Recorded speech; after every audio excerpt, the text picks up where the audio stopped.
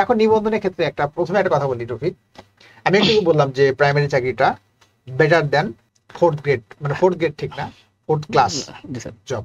তো সেক্ষেত্রে আমরা যদি বলি যে প্রাইমারি চাকরিটা করলে কি হয়, বাড়িতে সুন্দরভাবে এটা করা যায়, মানে অনেক কিছু করা যায়। এই যে শিক্ষক নিবন্ধন যেটা আছে, এটা হয়তো ফুল গভর্নমেন্ট জব না, কিন্তু গভর্নমেন্ট তো টাকা দেয়, এমপিও ভুক্ত, তো এটা এমপি ভুক্ত। এটা দেখো যে এই চাকরিটার ক্ষেত্রে যদি কলেজে কেউ যদি প্রভাষক হিসেবে জয়েন করে, বাড়িতে শুধু না, ওই এলাকার মধ্যে সে কি হবে, প্রফেসর, নাম হবে তার প্রফেসর। জি স্যার। তার আসল নাম হারিয়ে যাবে। জি স্যার। নামের সাথে যুক্ত হবে অমুক প্রফেসর, আবার স্যার অমুকের ছেলে, এরকম আসে। এটা বিশাল, এটা বিশাল। এবং মনে করো বাড়িতে থেকে সে কৃষি খামার করবে, গরুর খামার দিতে পারবে, এবং সে চাইলে পুকুরে মাছ চাষ করতে পারবে, ফ্যান্টাস্টিক একটা বাড়ি করতে পারবে, বাড়ির চারপাশে সবজি বাগান থাকবে, একটা ড্রিম লাইফ, বুঝছো? যদি এটা সে এরকম কিছু করতে পারে, মানে এই যে তোমার যে গাড়ি গাড়ি টাকা লাগবে তা না, মানে এটা তোমার স্বপ্ন পূরণ হওয়ার জন্য এরকম একটা কমফোর্ট একটা জব। আচ্ছা, আরেকটা কথা অ্যাড করতে চাই, আমরা যে সাবজেক্টে গ্রাজুয়েশন শেষ করেছি সেই সাবজেক্ট নিয়ে কিন্তু একটা আমাদের এখানে এই সাবজেক্টে সে পড়াইতে পারবে, তাই না? এখন বলো যে সার্কুলার খবর কি? এই এনটিআরসি নিয়ে তুমি মানে খুব ভালো জানো। জি স্যার, একটু বলো। যতটুকু জানি সার্কুলারের খবর স্যার, সার্কুলার কবে হতে পারে এই কোশ্চেনের অ্যান্সার দিতে গেলে স্যার প্রথমে আমাকে একটু 18তম শিক্ষক নিবন্ধনটা টানতে হয় স্যার, কেননা 18তম নিবন্ধনের মানে ভাইবা চলমান রয়েছে, এখন শেষ হয়নি। এটা হয়তো বা মে মাসে গিয়ে শেষ হবে, আশা করছি মে মাসের। আমাদের তো অনেক স্টুডেন্ট ভাইবা দিচ্ছে। জি স্যার, অনেক প্রচুর স্টুডেন্ট। তো এই মে মাসে যখন ভাইবা হবে স্যার, ভাইবা শেষ হয়ে গেলে দেখা যাচ্ছে ভাইবার পরবর্তী ভাইবার রেজাল্ট প্রকাশ, ফলাফল প্রকাশ হবে। আর স্যার এই ফলাফলের পরে তো আমাদের ষষ্ঠ গণবিজ্ঞপ্তি আসবে। তো স্যার জাস্ট এই যে ভাইবাটা শেষ হওয়ার পরে ফলাফল বা ষষ্ঠ গণবিজ্ঞপ্তি আসার পূর্বেই আমাদের 19তম নিবন্ধনের যে সার্কুলার এটা চলে আসবে স্যার, আশা রাখছি। এটা স্যার মে মাসে যদি ভাইবাটা শেষ হয়, আশা করছি জুন বা জুলাইতে ফলাফলটা দিয়ে দিবে। আর ফলাফল দিয়ে দিলে দেখা 19তম নিবন্ধনটা পেয়ে যাবো আমরা, অর্থাৎ 3-4 মাস, এটাও আমি বলবো ফ্যান্টাস্টিক টাইম। তো এটা স্যার হচ্ছে মানে আপনার 3-4 মাস না, দেখা যাচ্ছে যে সার্কুলার যদি নিবন্ধন কর্তৃপক্ষ না দেয় আরো 6 মাসও লাগতে পারে, বাট আমাদের একটা টার্গেট যে সময়ের আসার কথা বা আসতে পারে, এটা সম্ভাব্যতা 3-4 মাস সার্কুলারের ক্ষেত্রে লাগতে পারে। এটা স্বাভাবিক, আরো বেশি লাগতে পারে, বাট প্রিপারেশন তার আগে নিতে হবে। এখন আমাকে একটা জিনিস বলো যে এনটিআরসি পাস করা কি কঠিন জিনিস? সহজ না স্যার। এটা যদি কথা বলা হয় স্যার, এটা ফেল করার বিষয়টা হচ্ছে যে স্যার আমার মানে না বুঝাটা আসলে আমাকে কি করতে হবে। তো স্যার ম্যাথে তো 25 নম্বর থাকে, তো স্যার ফ্যাক্টটা হচ্ছে প্রত্যেকটা সাবজেক্টে 25, বাংলা, ইংরেজি, ম্যাথ, জিকে। ম্যাথে অনেকে বলে স্যার আমি ম্যাথ পারি না, তো ম্যাথ না পারছেন তো কি হয়েছে, আর তো 75 নম্বর আছে, ওখান থেকে 40 পাইলেই হয়। এমন তো না যে ম্যাথে বা 4টা সাবজেক্টে পাস করতে না, জাস্ট কোন রকম 2টা সাবজেক্ট মিলে পাস করলে হয়ে গেল। অথচ এটা দেখো যে 11 লাখ 12 লাখ ফেল করে। জি স্যার, এই পরীক্ষায় এই যে গত বছর তো 8 লাখ ফেল করেছে। 8 লাখ ফেল, এত পাস করে আমরা তো দেখছি স্যার, পাস করছে অনেক, কিন্তু ফেলও তো করছে 8 লাখ। আমাদের তো 98-99% মধ্যে প্রিলি যারা ভর্তি সবাই পাস করছে। আমাদের ইনশাআল্লাহ ম্যাক্সিমাম 8-9 লাখ ফেল। এখন এই যে ফেল হলো, এতগুলো ফেল হয়, এটা অ্যাকচুয়ালি রিজনটা কি? মেইন রিজন স্যার সেটা হচ্ছে যে সিলেবাস না বুঝে পড়া, 1 নাম্বার। 2 নাম্বার বলবো স্যার অনিয়মিত পড়া, গ্যাপ। এই সিলেবাস বাদ দাও, আমার মনে হয় যে সবচেয়ে বড় কথা হচ্ছে যে কি বলবো, একটা নেগেটিভ কথা বলতে হয়, সেটা হচ্ছে যে মানে ওরা ওদের ক্যারিয়ার নিয়ে, ঠিক আছে, ফিউচার কি লাইফে কি করবে এটা জানে না। যদি এই জিনিসে জানতো, এইরকম একটা সহজ চাকরি, যে চাকরিটা নিজের সাবজেক্টে পরীক্ষা দেবে, লিখিত পরীক্ষা দিবে, এটা যতই কম্পিটিশন হোক, সবচেয়ে বড় সুবিধা হচ্ছে আমরা যারা বাঙালি হিসেবে আছি, আমাদের বেশিরভাগ হচ্ছে আমরা অলস, বুঝছো জিনিসটা, খুবই অলস। তুমি এই সুযোগটা নাও, মানে ম্যাক্সিমাম লোক হচ্ছে অলস, তুমি একটু পরিশ্রমী হলে তুমি গেইনার, বুঝছো জিনিসটা? তার মানে হচ্ছে যে ম্যাক্সিমাম লোক হচ্ছে অলস, তারা কাজ করতে চায় না।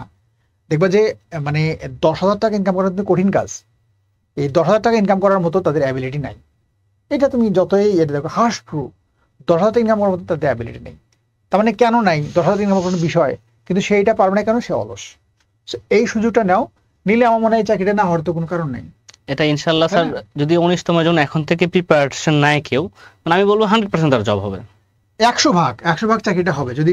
যদি এইটা তার মাথায় থাকে যে না আমার একটা কিছু করতে হবে, তার যদি ক্যারিয়ার নিয়ে যদি সে সচেতন হয়, তার মানে কোনো চাকরি তার যদি না হয়, আমি বলবো এই চাকরিটা তার হবেই, বুঝছো? এটা হচ্ছে এইরকম একটা জিনিস। আমি এই জন্য এটা বলি যে একটা চাকরি তার কনফার্ম করার জন্য এই এনটিআরসি হচ্ছে যে একটা বেঞ্চমার্ক।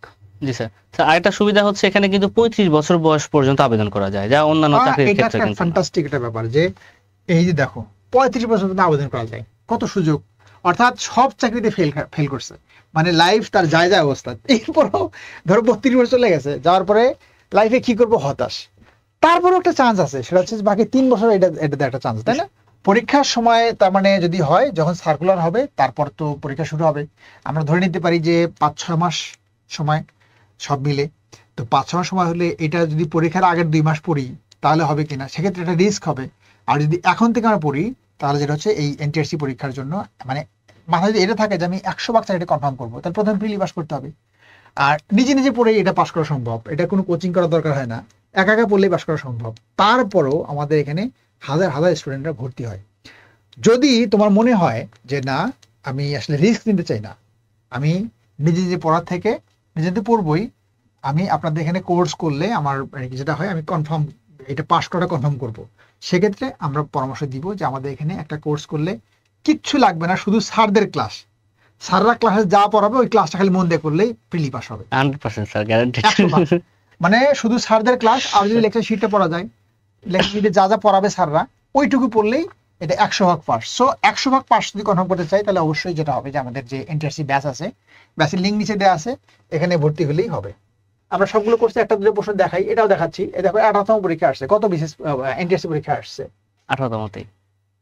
এই প্রশ্নটা দেখি যে card is made dash milk, এটা দেখো যে মানে এটাই যে পরবর্তী সময় পরীক্ষা থাকবে তা না, মানে এই ধরনের কোশ্চেন মানে প্রায়ই থাকে।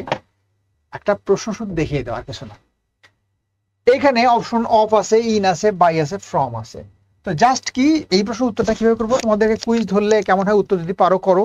আর আমি তোমাদেরকে এই ফাঁকা একটা জিনিস বলি, সেটা হচ্ছে ধরো এই যে আমার হাতে যে এটা আছে, এটা কি একটা,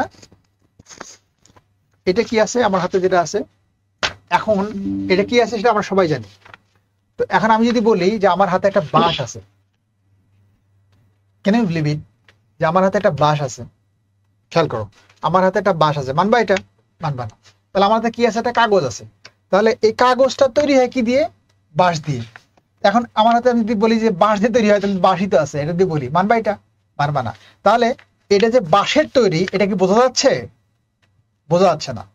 জাস্ট মনে করবা যে এই যে মেকের পরে মেক দিয়ে তো মেলা কিছু হয়, ওই যে বলে মেড বাই নোকিয়া, তাই না, made in Japan, made in Bangladesh, made in Bangladesh. তাহলে এই যে মেড দিয়ে মেলা কিছু হয়, কিন্তু পরীক্ষা আসে কি যে এরপরে অফ হবে নাকি ফ্রম হবে, এটা বেশি পরীক্ষা আসে। এই দুটো একটু মনে রাখতে হবে যে মেড এর পরে কি হবে, অফ হবে, এই দুটো বেশি আসে পরীক্ষায়। এই দুটো পরীক্ষা আসে, প্যাস লাগে দুটো। সোজা কথা খেয়াল করবা, এই যে এটা যে বাঁশ দিয়ে তৈরি, এটা কি বাঁশ বোঝা যাচ্ছে? বোঝা যাচ্ছে না। যদি বোঝা না যায়, যা দিয়ে তৈরি সেটা যদি বোঝা না যায়, সেটা হচ্ছে ফ্রম। মানে যা দিয়ে তৈরি তা বোঝা যায় না, বোঝা যায় না, তাহলে হচ্ছে ফ্রম। আর যা দিয়ে তৈরি তা বোঝা যায়, সেটা হচ্ছে অফ, তাই না? তাহলে এটা দেখো যে এই যে দই, দই কি দিয়ে তৈরি? দুধ দিয়ে তৈরি। এখন দইয়ের মধ্যে যে দুধ আছে এটা বোঝা যায় কিনা, জাস্ট এই উত্তরটা দাও যে দইয়ের মধ্যে দুধ আছে বোঝা যায় কিনা। দইয়ের কালার কি? অবশ্যই দইয়ের কালার ভিন্ন হয়ে যায়, ভিন্ন, দুধের কালার আর দইয়ের কালার সম্পূর্ণ ভিন্নতা হয়, চলে আসে। সম্পূর্ণ ভিন্ন হয় না, সাদাও হয় ইয়াও হয়। মানে এখন দইয়ের মধ্যে যে দুধ আছে, এই জিনিসটা মনে রাখবা যে দুধ থেকে দই তৈরি হয়। এই দইটা যদি মাঠা করো, ঠিক আছে, মাঠা করলে তখন কিন্তু এটা বোঝা যায় না, কিন্তু তখন বোঝা যায়, কিন্তু যখন দই করে ফেলে শক্ত হয়ে যায়, তখন যে দুধ আছে ওখানে এই জিনিসটা বোঝা যায় না, বোঝা যায়।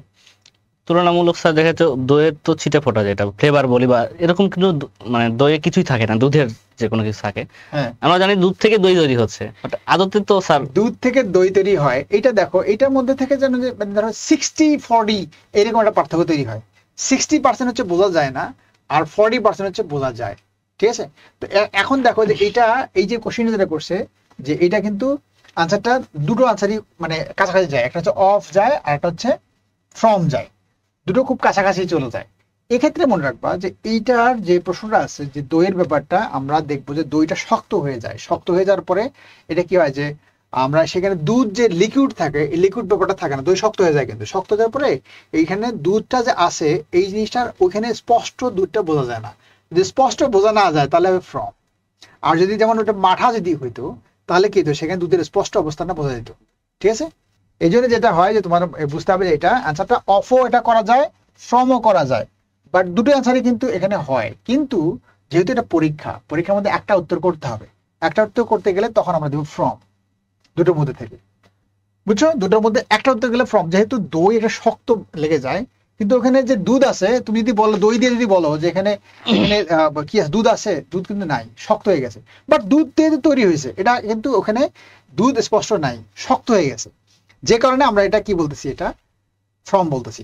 কিন্তু যদি ফ্রম অপশনে না থাকে তাহলে অপশন অফ দেওয়া যাবে। দুটো অপশন, ফ্রম না থাকলে অফ।